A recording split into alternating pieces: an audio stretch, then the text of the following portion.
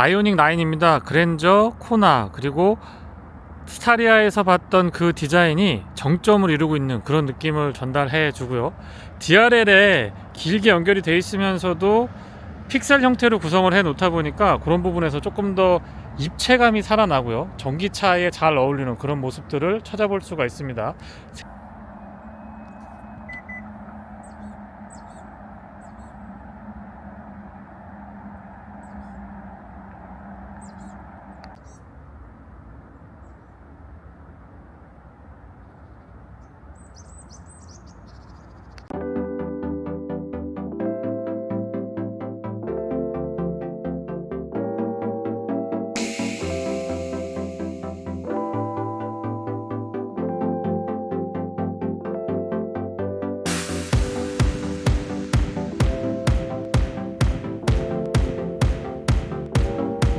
프렁크 공간도 생각보다 여유가 좋습니다. 층이 져 있고요.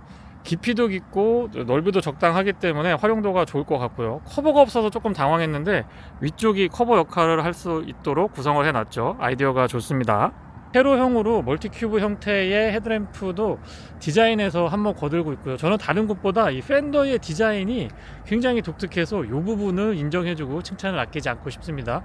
본닛 뒤의 주름은 양쪽에 두 개의 날카롭게 자리하고 있는데요. 선과 면을 강조하다기보다는 볼륨감을 강조하면서도 이 끝부분에서는 날카로운 선도 잘 표현을 해주고 있습니다. 다른 것보다 반복해서 말씀드리지만 저 팬더 앞뒤 디자인이 아주 독특하고요. 전면에서 봤을 때보다 측면으로 오게 되면은 차가 생각보다 굉장히 크다라는 것을 느낄 수가 있는데요. 전장도 그렇고 넉넉한 휠베이스, 그리고 앞쪽에 윈드실드를 조금 뉘어놨기 때문에 좀 날렵해 보이는 느낌이 있긴 합니다만 전체적으로 차가 굉장히 큽니다. 그리고 뒷좌석 2열을 정점으로 3열부터는 약간 꺾어지는 그런 라인도 갖추고 있기 때문에 그런 부분에서 실제보다 차가 조금 더 작아 보이는, 멀리서 봤을 땐 작아 보이는데 가까이서 보면 굉장히 웅장하고 크다라는 걸 한눈에 느낄 수가 있습니다. 휠 타이어는 현재 21인치 사양이 적용이 되어 있고요. 타이어 사이즈는 앞뒤가 같고 285, 45, 21입니다. 스포크가 많아서 이 차량이 운행을 할 때 굉장히 좀 붕 떠있는 근사한 모습을 보여주긴 합니다만은 이런 휠들이 세차할 때는 조금 애로사항이 있죠. 사이드 스커트는 별도의 기교를 부리기보다는 도어 하단부에 두 가지 포인트를 주고 있는데요. 블랙 하이그로시로 위쪽에는 조금 더 두껍게, 아래쪽에는 조금 얇게 포인트를 주고 있어서 디자인의 입체감을 더 신경 쓴 모습을 보여주고 있습니다. 아웃사이드 미러는 플래그 타입으로 도어에 고정이 되는데요. 지금 보시는 것처럼 디지털 미러가 적용이 되어 있기 때문에 별도로 그렇게 크게 자리를 차지하거나 그러지는 않고요. 아래쪽의 몰딩은 약간 매트한 느낌의 실버고요. 위쪽은 블랙 하이그로시로 처리를 해주고 있는데 이런 부분들도 디자인의 일체감이라든가, 그리고 위쪽에 루프렉은 지금 은색으로 가져가고 있는데 이런 포인트로 나쁘지 않은 것 같아요. 그리고 뒤쪽에 여기서 보시면 충전구가 조서 휀더 뒤쪽에 위치하고 있거든요. 인디케이터로 잔량도 표시가 되고 커버링 같은 것들도 되게 효율적으로 잘 만들어 뒀습니다. 그리고 버튼을 눌러서 전동으로 닫을 수가 있고요. 앞쪽에서부터 뒤로 내려오는 라인이 이렇게 봉긋 솟아 있으면서 쭉 떨어지기 때문에 글쎄요, 비행기의 그 옆에 비율이 보이는 것 같기도 하고요. 또 보트의 느낌도 나는데 어쨌든 딱 차량을 세워놓고 보더라도 공기 저항은 많이 받지 않겠다, 이런 느낌들을 충분히 전달해 주고 있습니다. 테일라이트가 굉장히 독특한데요. 좌우에 이 세로 형태로 강조한 것도 강조한 거지만 위쪽에 보시면은 쭉 연결이 되거든요. 그래서 마치 쭉 연결되어 있는 하나의 원을 보는 듯한 그런 느낌이 좋고요. 각진 박시한 느낌보다는 동글동글하게 현대자동차가 잘 해주는 디자인을 포인트 잘 강조해 준 거 좋습니다. 그리고 픽셀 형태로 다 구성이 되어 있어서 아래쪽에 리플렉터도 그렇고요. 후진등도 LED로 구성이 되어 있는데 이런 부분들도 전부 다 픽셀 형태로 만들어 뒀습니다. 디자인의 일체감 괜찮고요. 디퓨저는 그냥 깔끔하게 구성을 해줬고, 또 특이한 점이 아이오닉 레터링이 이 부분을 이렇게 파여서 안쪽에 들어가 있는 것처럼 보이거든요. 이렇게. 그래서 이런 부분들도 아이디어가 굉장히 좋습니다.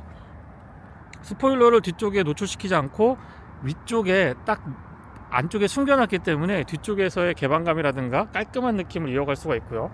총 3개의 이 렌즈가 보이는데요. 전부 다 워셔 기능이 있습니다. 클리닝도 가능하고요. 버튼을 살짝 누르면 전동 테일게이트 작동이 됩니다. 속도나 소음도 괜찮은 편이고요. 3열 공간을 사용한다고 하더라도 이렇게 여유가 좋습니다. 이 정도면은 뭐 마트 장보기용으로 손색이 없고요. 측면에 양쪽으로 LED 조명, 운전석 뒤, 조수석 뒤 각각 갖춰두고 있고요. 여기에서도 전동 테일게이트를 별도로 조작할 수가 있습니다. 12V 파워 아울렛도 커버링 꼼꼼하고요. 여기 스크린 같은 거, 여기 그물, 네트 걸 수 있게끔 그런 고리 같은 것들도 잘 만들어 뒀습니다. V2L도 꼼꼼하게 잘 챙겨뒀고요. 2열 그리고 3열을 모두 다 전동으로 컨트롤이 가능한데요. 예를 들면 3열을 접어볼까요? 이게 원터치로 작동을 해서 한 번만 딱 눌러주면 되니까 되게 편합니다. 헤드레스트는 접히면서 알아서 같이 접히고요. 그리고 2열도 이렇게 눌러서, 2열은 누르고 있어야 되나요? 한 번만 딱 눌러주면 이렇게 당겨졌다가 앞으로 접어지는 이런 방식입니다. 원터치로 작동하니까 되게 편한 것 같아요. 이게 원터치로 작동하니까 되게 편한 것 같습니다. 2열하고 3열 등받이 모두 접었을 때의 공간인데요, 차박이나 솔캠용으로 아주 좋습니다. 약간의 여기에 좀 파인 부분을 보강할 필요가 있긴 합니다만은 어쨌거나 공간에 있어서의 아쉬움은 전혀 없고요. 바닥 공간도 이 매트 같은 거 되게 두툼하게 바닥재 잘 되어 있고요. 안쪽에 깔끔하게 정리정돈 잘 되어 있습니다. 소화기도 갖춰주고 있고 삼각대도 꼼꼼하게 잘 챙겨뒀고요. 여기에도 공간이 조금 있어서 조금 더 이 뒤쪽을 깔끔하게 유지할 수가 있습니다. 3열에도 컵홀더 그리고 이 전동 시트 조절할 수 있도록 구성되어 있고요. 100W짜리 고속 충전이 가능한 USB-C 타입으로 충전 단자는 좌우측에 각각 잘 갖춰 두고 있습니다. 암레스트 역할도 하면서 창도 그렇게 작지 않고요. 전동 시트까지 조절이 가능하니까 사용할 때 불편함은 없더라고요. 2열에서 봤을 때의 모습인데요, 비교적 평평하게 접히기 때문에 이 가운데 공간만 잘 처리해 준다고 하면 상당히 넓고 여유 있는 공간을 차박이나 솔캠용으로 제대로 활용할 수가 있습니다. 2열을 사용하고 3열만 접었을 때도 웬만한 차량들 2열까지 접었을 때의 공간이 보일 정도로 상당히 여유가 좋죠. 전동 텔게이트는 위쪽에서 버튼을 누르면 됩니다. 안쪽에 수동 손잡이는 배치가 되어 있지 않고요.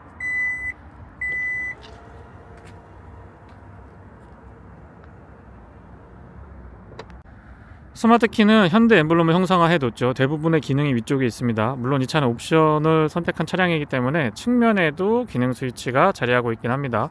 호불호가 좀 나뉘긴 하는데요, 저는 괜찮은 것 같아요. 그립도 나쁘지 않고요.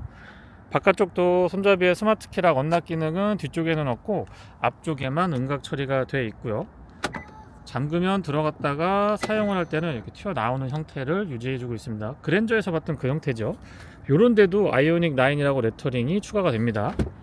도어 두께는 글쎄요, 덩치에 비해서는 조금 더 두꺼워도 괜찮겠다 싶은 생각이 드는데, 여닫았을 때는 너무 가벼운 느낌보다는 약간 묵직한 느낌이 좋고요. 실내는 이렇게 밝은색 컬러의 조합은 정말 보기 좋은데 내 차로 선택한다라고 하면 저는 쉽게 용기 내지를 못할 것 같습니다. 블랙 원톤이나 그레이 계열보다는 확실히 이런 컬러들이 고급스럽고 보기에 좋죠. 파노라마 타입 썬루프 적용이 되어 있어서 실내에서 2열 그리고 3열까지도 충분한 개방감을 느낄 수가 있고요. 도어 디자인 깔끔하고 이렇게 동글동글한 느낌이 처음엔 어색했는데 나쁘지 않습니다. 손잡이 앞쪽으로 메모리 2개, 시트 메모리 2개 가능하고요. 마사지 기능도 여기에서 조절이 가능합니다. 윈도우 컨트롤은 올 오토 타입인데요, 은색의 흰색 이 조명은 약간 각도를 비추는 거에 따라서 좀 완전히 어두울 때는 괜찮은데 어둑어둑해질 때는 잘 안 보일 수도 있습니다. 근데 이거는 보고 뭔가 인식하는 게 아니고 그냥 직관적으로 사용하는 부분이나 크게 단점으로 지적하기엔 어렵고요. 요런데 마무리 같은 것들, 그리고 손잡이의 일체감, 안쪽에 보이지 않는 부분의 마감까지도 아주 좋습니다. 맥포켓은 이 아이오닉 6에서 봤던가요? 투명한 형태의 재질 나쁘지 않고요. 실용성은 글쎄요, 조금 더 넓게 이렇게 자리 잡았으면 좋겠는데 조금 작은데 쉽지 않나 싶은 생각이 듭니다. 차 크기에 비교해서는요. 보스 사운드 시스템 옵션으로 들어가 있고요. 금속 재질로 덧대져 있고 플레이트 상단에요, 아이오닉 9이라고 레터링도 있습니다. 발받침까지 풀 전동으로 지원을 해주고요. 릴렉스 컴포트 기능이 추가가 되어 있기 때문에 여기요, 굉장히 편안하게 사용할 수가 있습니다. 안장 그리고 등받이도 참 편했는데요, 차량의 시트에 앉았다는 느낌보다는 거실의 소파에 앉았다는 느낌에 굉장히 근접해 놨습니다. 이 부분은 아마 딱 앉아보시면 느낄 것 같아요. 그리고 여기에 독특한 장식이 하나 추가가 되어 있는데요.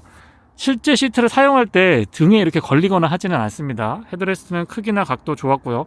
쿠션감은 조금만 더 폭신해도 나쁘지 않을 것 같습니다. 센터 터널은 지금 보시면 여기가 이렇게 트여 있거든요. 플랫하게 되어 있어서 왔다 갔다도 할 수 있고요. 가운데 시트를 하나 얹어놔도 나쁘지 않았겠다 싶은 생각이 들 정도로 공간에 대한 여유가 굉장히 좋습니다. 그리고 이렇게 열어보면 여기에 수납도 꽤 깊거든요. 그래서 이런 부분에는 언뜻 보면은 요 위에가 스마트폰 무선 충전처럼 보이는데 요런 데도 공간 나쁘지 않고요. 가속하고 브레이크에는 플러스하고 마이너스 표시가 되어 있고요.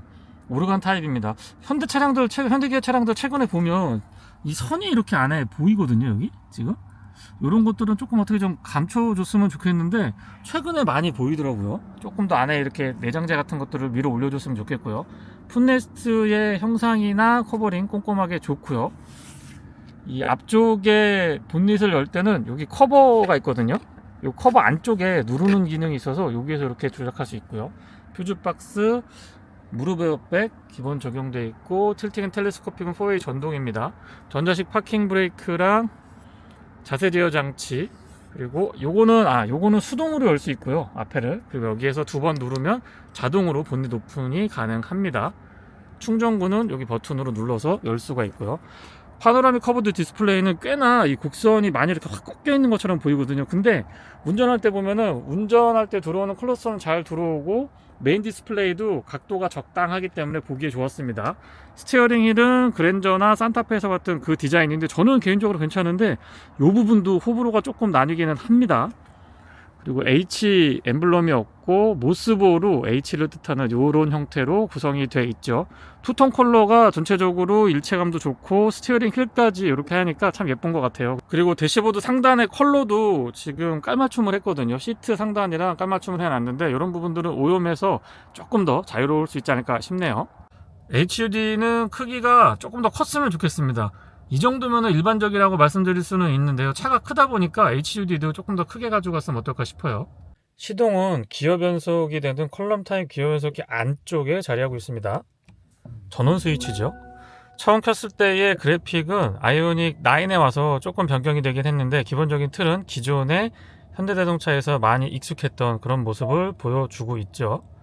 안쪽에 다양한 정보들을 효율적으로 확인할 수 있는 부분도 역시 현대자동차가 잘 해주는 일이고요. 최저 기온은 영하 7도, 현재 기온은 5도예요. 네.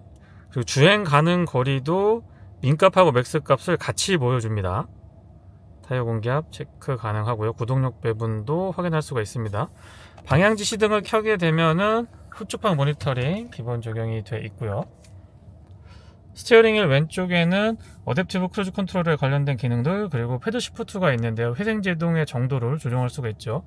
우측에는 인포테인먼트에 관련된 기능들 깔끔하게 정돈 잘 되어 있습니다. 역시 패드 시프트 있고, 스틱 타입 스위치도 되게 끝부분이 정교하게 만들어졌다고 그럴까요? 그래서 이렇게 조작을 해보면 조작감 같은 것들이 꽤나 좋습니다. 컬럼 타입 기어 노브, 그리고 전원 스위치, D에서 R까지 한 번에 넘어갈 수 있고요. P는 옆에서 버튼을 눌러주면 됩니다. 디스플레이가 그냥 평면으로 되어 있는 게 아니고 약간 꺾여져서 있거든요. 그래서 운전석에서 이렇게 앉아서 보면은 더 눈에 잘 들어오는 것 같습니다. 내비게이션 사용하기 편리하도록 구성 잘 되어 있고요. 메뉴 구성도 깔끔합니다. EV 모드로 들어가 보면은 배터리의 전력 소비량, 구동계에서 어떻게 쓰는지, 배터리 케어는 어느 정도까지 가능한지 이런 것들 한 번에 다 볼 수가 있고요. 유틸리티 모드나 배터리 컨디션 모드를 별도로 설정할 수 있는 것도 특징이라고 할 수가 있습니다. 완속 충전했을 때 설정, V2의 전기 사용을 어느 정도까지 할 건지 이런 것들 모두 다 개별 설정이 가능하고요. 이 메뉴는 현대자동차의 다른 차량들과 같고요. 엔터테인먼트 안에서 여러가지 QR 스캔 해가지고 다양한 컨텐츠들을 사용할 수도 있습니다. 게임 같은 것들도 지원을 해주고 있고요. 제가 시간 관계상 좀 넘어가겠습니다. 그리고 내 차의 위치 공유라든가 스포츠, 발레 모드, 현대 카페이도 지원을 해주고, 최신 이 인포테인먼트라든가 차량에 관련된 편리한 기능들도 다 모여 있어서 이 부분은 활용도가 굉장히 좋은 것 같아요. 3열까지는 아니지만은 1열하고 2열은 여기에서 이렇게 모니터링 하면서 상태를 볼 수가 있고요. 아, 3열은 여기서 되네요. 2, 3열 등받이 접기 펴기는 여기서 되고, 요거는 2열에 시트 조절할 수가 있고요. 기본적으로 열선하고 통풍 시트는 여기에서 조절이 됩니다. 시트 통풍은 이렇게 3단계로 2열 시트 컨트롤이 가능하죠. 등받이 각도, 쿠션 각도, 다리 받침대, 휴식 모드, 그리고 3열하고 2열 접었다 폈다를 이곳에서 다 컨트롤을 할 수가 있습니다. 사운드 시스템은 옵션으로 보스가 추가되어 있는데 한번 들어볼게요.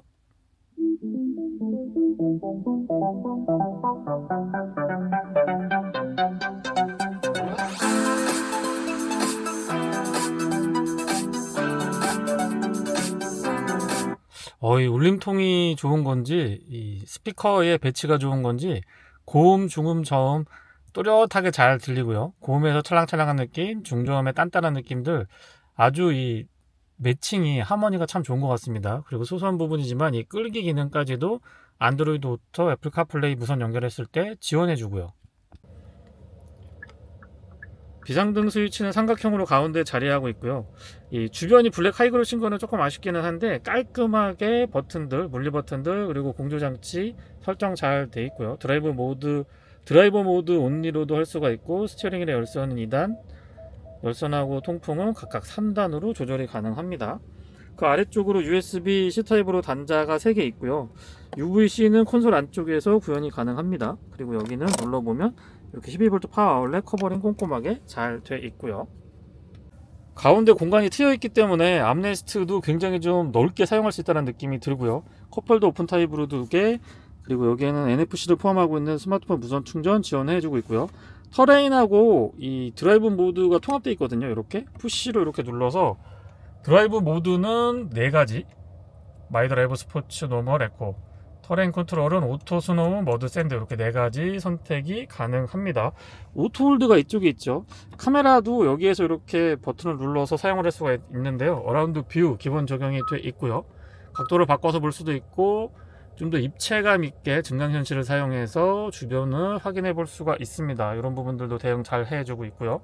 언덕에서 내려올 때 저항을 받아서 천천히 내려올 수 있게끔 그렇게 컨트롤하는 부분들, 그리고 주차 센서도 온오프 할 수가 있습니다. 암레스트 높이 적당하고요. 안쪽에 공간이 굉장히 좋죠. 뒤쪽에서도 같이 열 수 있고, 그리고 뒤에 보시는 것처럼 LED 조명 꼼꼼합니다. 이런데 마감이 되게 좋아요. 뒤쪽에서도 이렇게 열 수가 있죠. 양문용으로. 아이디어 좋습니다. 조수석 수납은 일단 오픈 타입으로 여기 2단으로 되어 있는데요. 오픈 타입으로 하나 있고, 여기는 산타페처럼 이렇게 잡아당기면 천천히 떨어지고, 어우, 마치 서랍으로 열리는 듯한 그런 모습입니다. 조금 독특하죠. 이렇게 떨어지는 모습이 독특하고, 안쪽에 카펫 같은 재질, 그리고 2단으로 되어 있어서 공간 활용도가 굉장히 좋습니다. 여기도 좀 응접실 같이 넉넉하게 공간이 있어서 여유가 좋고요. 보스 트위터 꼼꼼하게 잘 챙겨뒀습니다. 실내에서 느껴지는 후측방 모니터링은 가운데 클러스터에서 가능하고요. 전자식 백밀러 모니터링 하는 부분인데 시야 괜찮죠. 후진하면은 자동으로 또 이게 광각으로 바뀌거든요. 네, 이렇게 멀어졌다가 다시 풀어졌다가 이렇게 자동으로 지원을 해줍니다. 위쪽으로 올라가는 내장재도 신경 많이 썼고요. 액티브 로드 노이즈 캔슬링은 여기에서 역주파수를 쏴준다고 하죠. 선바이저 크기 적당하고 두께도 나쁘지 않고요. 클릭 꼼꼼합니다. 거울 크기 아주 좋아요. 이거거든요. 딱 이 크기. 제가 바라는 건 이 정도입니다. LED 조명, 거울 커버랑 연동 잘 되어 있고요. 실내등은 지금 이렇게 터치로 작동을 하나요? 아, 여기서 요거군요. 이렇게 작동을 하고, 요거 터치 가능합니다. 이렇게 터치해주면 LED 조명 터치로 작동하고, SOS 콜, 하이패스는 여기서 밀어 넣는 방식, 디지털 룸밀러 역시 적용이 되어 있고요. 그냥 거울로 보시면 거울도 테두리 부분이 얇고 투명하게 처리가 되어 있어서 이렇게 시야각이 나쁘지 않은데, 이게 편하긴 합니다. 날씨만 좋다고 가정하면은요. 썬루프는 아웃슬라이딩 방식이고요. 유리 면적이 굉장히 넓고 오픈 사이즈도 큽니다. 그리고 이너 커튼도 모두 다 풀 전동으로 지원을 해주고 있는데요. 뒤쪽에서부터 이 유리 면적이 넓다 보니까 뒤에서부터 앞으로 넘어오는데 시간이 좀 걸리죠. 2열입니다. 도어 자체가 크고요. 오픈 각도도 널쩍하게 시원시원하게 열립니다. 그래서 승하차가 굉장히 편리한 장점이 있고요. 도어 자체도 크고 이 공간 자체가 여유가 아주 넓습니다. 유리는 끝까지 깔끔하게 내려가고 이중접합 차음열이 옵션으로 적용이 돼 있고요. 수동이지만 선쉐이드도 측면에 잘 갖춰 놨습니다. 디자인은 앞쪽하고 같고요. 상단의 컵홀더 굉장히 사용하기 편리하죠. 동글동글한 이미지가 좋습니다. 웹포켓은 앞뒤 사이즈에 변화가 없는 것 같아요. 디자인도 그렇고 거의 동일한 형태로 띄고 있어서 뒤에서 요 위에 공간 아래 공간 다 사용할 수가 있고요. 플레이트 상단에 금속 재질 앞쪽과 같고 바닥이 굉장히 평평합니다. 그래서 승하차 할 때 편안하고요. 공간에 있어서의 아쉬움은 없습니다. 원터치로 3열로 진입할 때 접을 수가 있는데요. 일단 전동 시트는 안장의 길이 조절, 그 다음에 릴렉스 컴포트 기능, 슬라이딩, 각도 조절 모두 다 지원을 해줍니다. 여기서 원터치로 딱 누르면 앞쪽으로 쭉 밀리면서 등받이 각도 이렇게 되고요. 그래서 3열로 진입하기 좋게 알아서 이렇게 세팅을 해줍니다. 원터치로. 이거 굉장히 편리했고요. 3열 공간에 3열 진입하는 공간 정도, 발 공간도 나쁘지 않은데 여기가 조금만 더 들어가 줬으면은 3열에서 더 좀 편하지 않았을까 싶은 생각이 듭니다. 안장도 보시면 약간 요 허벅지 앞쪽이 올라와 있기 때문에 그런 부분에서의 잘 받쳐주는 느낌 좋았고요. ISO 픽스는 2열 그리고 3열에 각각 적용이 돼 있습니다. 헤드레스트 이렇게 올려볼까요? 여기에도 컵홀더, 약간의 수납 공간, 3열 시트도 등받이 각도 조절 이렇게 전동으로 가능합니다. 조절 폭이 꽤 크죠? 네, 이 정도나 되기 때문에 3열도 아주 제대로 앉아서 쉴 수가 있습니다. 그리고 위쪽에서도 버튼 한번 딱 누르면 다시 롤백 되는, 요거 사용하기 굉장히 편한데요. 슬라이딩까지 이렇게 돼서 원래 세팅해 뒀던 그 위치로 알아서 돌아가 주기 때문에 그런 부분들 굉장히 좋습니다. 딱 보더라도 3열도 글라스 크기가 어느 정도 있기 때문에 사용하기에는 굉장히 편리한 공간이고요. 가운데 에어벤트는 없고요. 에어벤트가 지금 측면 천정에 이렇게 있거든요. 기둥에도 없고 천정에 이렇게 위치하고 있고요. 열리는 거는 제가 앞에서 한번 보여드렸고, 열선하고 통풍 시트는 각각 3단으로 조절이 가능합니다. 지금 앞에서 락을 제가 걸어놨기 때문에 안 되는데요. 열선하고 통풍 각각 3단, 그리고 온도 조절, 오토 모드, 바람의 세기 모두 설정 가능합니다. 아래쪽에 잡아당겨 보면은 여기도 꽤 이 텐션 있게 해서 잡소리도 나지 않으면서 깊이 있는 공간 추가적으로 확보가 잘 돼 있고요. 2열에서 3열로 넘어 다닐 때도 이 가운데에 복도 공간의 여유가 좋습니다. 그리고 옵션이긴 합니다만은 마사지 기능이 2열에도 제대로 들어가 있죠. 그래서 누르면 모두 선택할 수 있고요. 지금 소리 이 진동이 장난 아니거든요. 단계 조절도 가능하고, 엉덩이만 할 건지 뒤쪽에 등받이까지 같이 할 건지 바이브레이션이 생각보다 강합니다. 그리고 여기에서 보시면 역시 100W짜리 급속 충전 가능한 USB-C 타입으로 단자 좌우측에 있고요. 여기도 릴렉스 컴포트 기능이 들어가서 버튼 한 번만 딱 누르면 무중력 상태로 딱 세팅이 되는데, 이게 막상 제가 하려고 그러면 이게 또 잘 안 되더라고요. 굉장히 좋은 용도로 잘 쓰실 거라 보고요. 오픈 스위치도 기본 적용이 돼 있죠. USB-C 타입 단자, 그리고 HDMI 케이블 연결할 수가 있고요. 되게 큼직한 모니터가 있어서 뒤쪽에서도 다양한 컨텐츠를 활용할 수가 있습니다. 넷플릭스, 디즈니 플러스, 유튜브, 웨이브, 티빙 여러 가지 것들을 볼 수가 있는데, 이런 부분들은 사용하기 좋고요. 앱 안으로 들어가서 다른 것들도 다운받아서 사용할 수가 있습니다. 후석 공조는 여기에서 컨트롤할 수 있도록 되어 있고요. 자, 지금 여기서 제가 작동하는 거 보여드려 보면 여기서 이렇게 되거든요. 네. 동글동글한 디자인은 처음엔 약간 안 어울린다고 생각을 했는데 자꾸 보니까 또 금방 적응이 됐고요. 마치 이 거실에 있는 것 같은, 응접실에 앉아 있는 것 같은 편안한 느낌을 제대로 구현해주고 있습니다. 스티어링이 다시 말씀드리지만 호불호가 좀 나뉘는 것 같은데 저는 괜찮은데, 생각보다 이 바깥에서 봤을 때보다 실제 주행을 해보면 훨씬 더 차가 크고 넓게 느껴집니다. 그래서 좁은 골목길이나 도심에서 주행을 할 때는 다소 이 크기에 대한 부담감이 있다는 점 말씀을 드리고요. 그만큼 1열, 2열 그리고 3열까지도 성인 남성이 앉았을 때 편안하고 안락한 공간을 제공해 주는 것은 분명한 장점이지만, 그만큼 도로가 좁은 곳이나 이 도심에서 주행을 할 때는 크기에 대한 부담감이 좀 있습니다.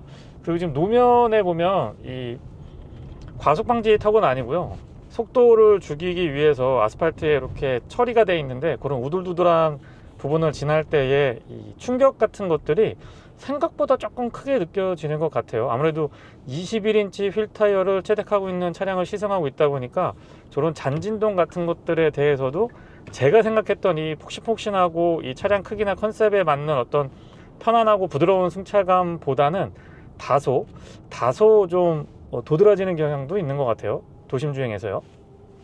유턴도 해보면은요, 후륜 조향은 일단 없거든요. 크긴 크네요. 3차선 꼭 차게 돌아갑니다. 3차선 꼭 차게 유턴이 가능합니다.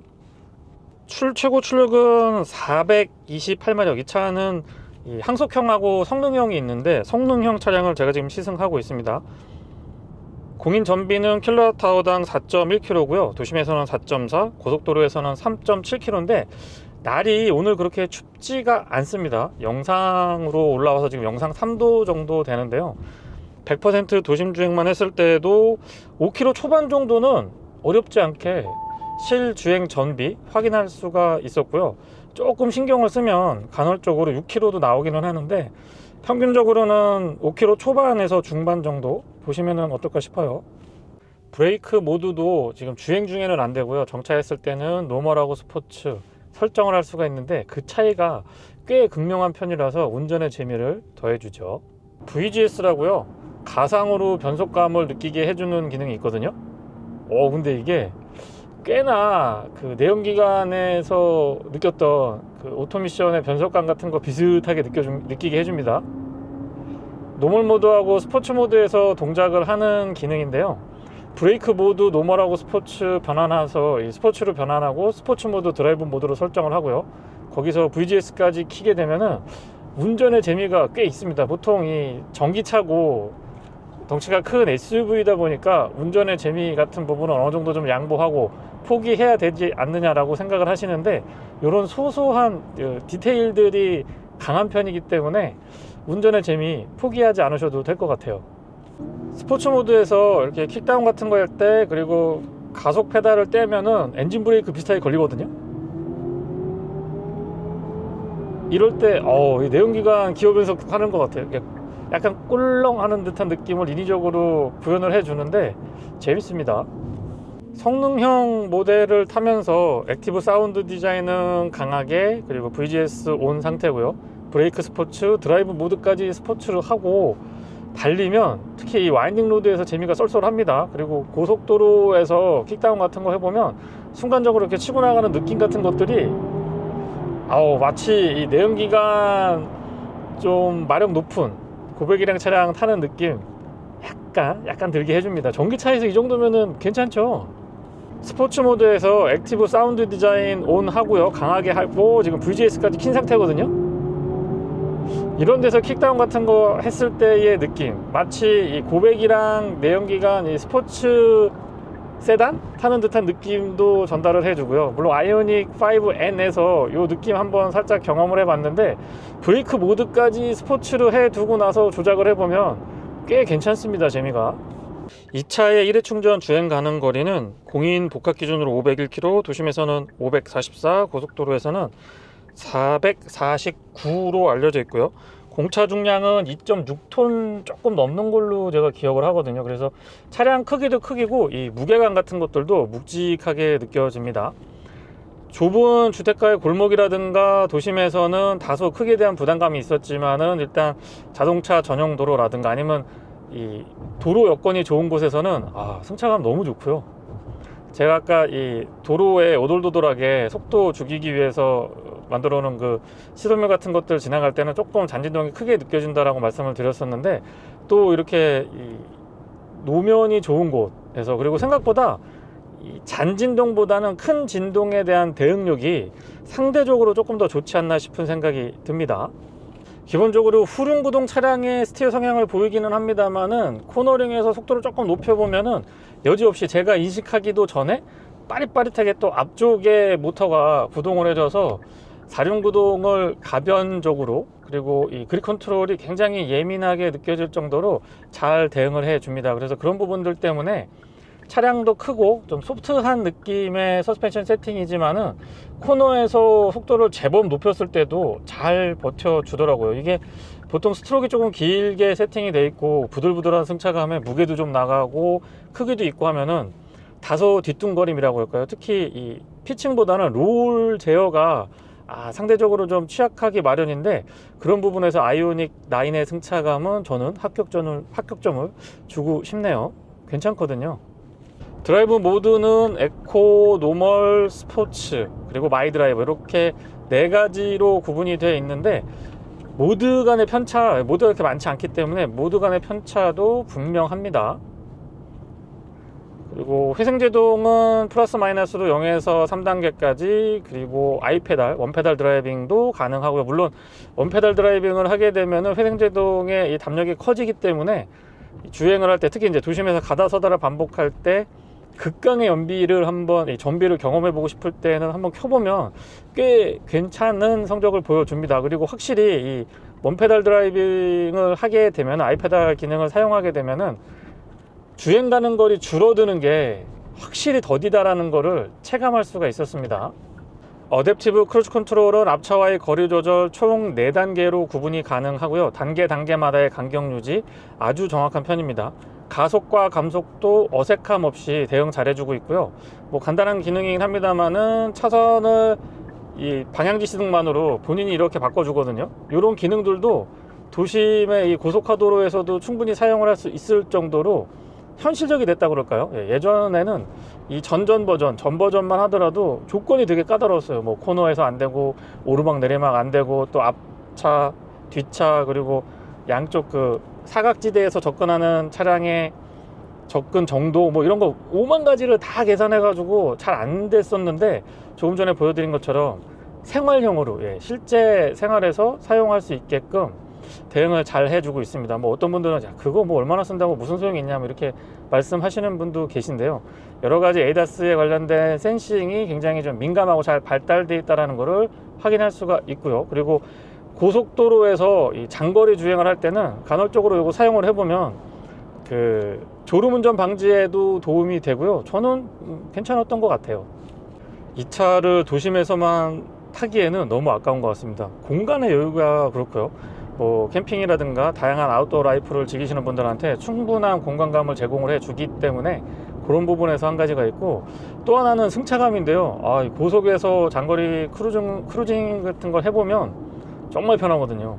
21인치 휠 타이어 스펙인 거를 제가 잠시 잊어버릴 수 있을 정도로 텐션은 있으면서 소프트한 느낌, 그러니까 적당히 찰지면서 소프트한 느낌을 잘 구현을 해줬기 때문에 그런 부분에서의 만족도가 높습니다. EGMP 플랫폼의 다양한 확장성을 고려해보면 아이오닉 5, 6가 그렇고요. 그리고 9에 와서도 참 잘 만든 플랫폼이었구나 라는 걸 다시 한번 느끼게 됩니다. 시승하고 있는 모델은 428마력 정도에 환산했을 때요, 700Nm 정도의 힘을 발휘하고 있는데, 순간적으로 이렇게 킥다운 같은 거 해보면 치고 나가는 느낌 같은 것들이 꽤나 토크감이 좋습니다.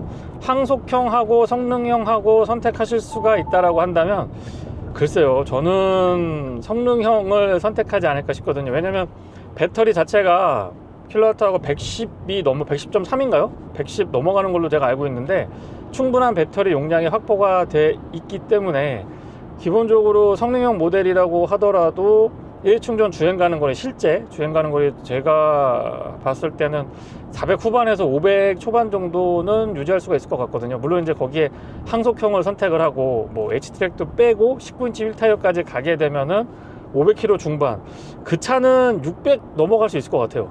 실제 타보니까 메이커 측에서 제시하고 있는 1회 충전 주행 가는 거리가 상당히 좀 보수적으로 잡혀 있다는 느낌을 받아서 그렇게 말씀을 드리는데요. 저는 이 성능형 4륜 모델, H트랙이 들어가 있는 이 4륜 모델을 선택할 것 같습니다. 뭐 이거는 개인 취향 차이기 때문에 저라면은 그렇게 하겠다고 의견을 드릴 뿐이고요. 본인의 라이프 스타일에 맞게 알맞은 차량과 트림, 그리고 옵션을 구성하시면 될 것 같아요. 풍절음이나 공명음 같은 것들도 크게 거슬리진 않았는데요. 이 차의 윈드실드가 굉장히 좀 누워있죠. 그리고 SUV 치고는 CD 계수도, 이 공기저항계수도 굉장히 낮은 편에 속하기 때문에 실제 주행을 할 때도 A필러가 좀 누워있는 느낌이 들어서 SUV 탄다라는 느낌보다는 세단의 그 각도가 더 가까운 그런 느낌을 받게 되거든요. 물론 이제 차 높이도 있고 크기도 있고 이러다 보니까 좀 내가 큰 차, SUV, 큼직한 차를 운행하고 있구나 이런 느낌을 받게 되긴 합니다만은, A필러가 주는 이 날카로운 느낌들, 그리고 여기에서 오는 바람의 저항을 적게 받기 때문에 공명음이나 풍절음, 특히 풍절음이 시속 한 120, 130 넘어가야지 A필러 요 끝쪽에서 이제 그 앞의 속도보다는 조금 커지기 시작하는데요. 그런 부분들도 대응 잘 해주고 있는 것 같습니다. 그리고 아웃사이드 미러가 현재는 이제 디지털 타입으로 구성이 되어 있어서 더 시야가 넓고요. 여기 플래그 타입으로 고정이 되기 때문에 조금 더 쪽창이 나가 있거든요. 그래서 운전자가 느끼는 이 개방감 같은 것들도 상당히 좋습니다. 그리고 이 전자식 미러의 모니터가 생각보다 시선을 많이 이렇게 흐트러뜨리지 않고 그냥 전방을 주시하면서도 실급실급 곁눈질로 충분히 확인할 수 있을 정도가 되기 때문에 이 위치도 되게 괜찮은 것 같아요. 아이오닉 5나 6에서는 조금 약간 애매한데? 아니면 제가 처음이기 때문에 적응하는데 시간이 조금 필요했던 것 같은데 이제 적응이 된 모양입니다. 꽤 어색하지 않고 편안하게 시선을 둘 수 있습니다. 시트가 굉장히 좀 포근하면서도 안장도 그렇고 등받이도 그렇고 참 잘 잡아주고 받쳐줬는데요. 장시간 차량에 앉아 있어 보더라도 뭐 그렇게 불편하거나 이런 느낌은 들지 않았습니다. 그리고 이 컴포트 스트레칭 기능, 골반 허리 전신이라고 해서 등받이 부분, 안장 부분에 이 마사지 기능이 들어가는데 이런 부분들도 완전히 뭐 이렇게 포인트를 꼭꼭 눌러주고 이건 아닙니다만은 이렇게 좀 꾹꾹 눌러주고 졸음 방지도 하면서 피로도를 낮추는 두 마리 토끼를 다 잡아주고 있는데 적당한 것 같아요. 이 정도는 괜찮은 것 같아요. 이 토크 벡터링이라고 하는 기능이 들어가 있는데요. 제가 그것까지는 지금 제한된 시승이기 때문에 정확하게 확인을 해볼 수는 없었습니다. 하지만 코너에서 이 와인딩 로드에서 속도를 높였을 때의 이 코너에 돌아 나가는 느낌이 조금 더 이 선을 날카롭게 탁 그 간격을 유지하면서 붙어서 이렇게 돌아 나간다고 할까요? 그런 느낌들은 받았는데 그게 정확히 이 토크 벡터링 때문인지 아닌지까지는 제가 체감하지는 못했습니다. 개인적으로 좀 어떤 느낌일까 굉장히 궁금했는데 그거는 장시간 더 여유있게 시승을 할 때 다시 한번 확인해 보기로 하고요. 액티브 노이즈, 로드 노이즈 캔슬링이 들어가 있기 때문에 역주파수를 쏴준다고 하죠. 그래서 이 터널 안에 들어갔을 때의 소음 진동 수준, 특히 이 아스팔트 포장이 아닌 시멘트 포장에서 시속 110km 이상 달리고 있는데도 영상으로 느껴지실 거예요. 이런 그 바람 소리 같은 것들이 크게 거슬리지 않고요. 공명음 같은 것들도 기존에 제가 경험했던 국산차들보다는 전기차 포함해서요 확실히 좀 경감돼 있다? 이런 느낌 받습니다. 공인 전비가 고속도로에서는 킬로와트아워당 3.7? 3km대 후반으로 제가 기억을 하는데 실제 다녀보면은 4km 이상 유지하는 거는 뭐 어렵지 않았습니다. 4km 중반대까지도 올라와서 전기차의 이 전비 부분은 글쎄 이렇게 짧은 시승에서 제한적으로 볼 수밖에 없는 것도 그런 제한도 분명히 있긴 합니다만은 개인적으로는 적어도 1년을 차를 끌어봐서 4계절이 지나고 나서 이 평균을 내봐야 실제 이 차량을 운행했을 때에 어느 정도 전비가 나오는지 실 전비에 가깝지 않을까 싶은 생각이 들어요. 날씨에 특히 기온의 영향을 많이 받다 보니까 정확한 전비는 최소한 국내 도로 여건에서는 4계절을 지나고 나서 평균치를 내봐야 알 수 있을 것 같습니다. 고속도로에서 주행을 할 때 1열, 2열, 3열의 승차감 차이는 못 느꼈고요. 특히 3열에 앉았을 때도 생각보다 이 공명음이나 풍절음 같은 것들이 크게 거슬리진 않았습니다. 아무래도 이 MVH에 대해서 신경을 많이 썼다라고 하는데 특히 2열하고 3열에도 흡차음제를 보강 많이 했다고 그러죠. 그래서 그런지 모르겠습니다만 가뜩이나 전기차 조용한데 훨씬 더 기존에 나왔던 현대에서 나왔던 아이오닉 5나 6에 비해서도 특히 아이오닉 9에 2, 3열에 앉았을 때도 소음 수준이 훨씬 더 낮았다라는 점 말씀을 좀 드려보고요. 브레이크의 반응은 초반부터 담력 괜찮습니다. 차고 넘치느냐? 그 정도는 아닙니다. 그 정도는 아닌데 절대 모자라거나 빠지거나 단점으로 지적될 정도는 아니고요. 거기에 이 회생제동을 또 선택할 수 있기 때문에 그 부분 적절하게 잘 활용하면은 브레이크 계통의 이 제동 성능에 대한 만족도도 어느 정도 보강이 될 것 같고요. 차량을 장기간 유지했을 때의 이 유지보수 비용, 특히 디스크라든가 이 패드에 교체하는 주기도 조금 더 길게 가져갈 수 있지 않을까 싶어요. 네, 이상 아이오닉 9의 시승기를 마치겠습니다. 고맙습니다.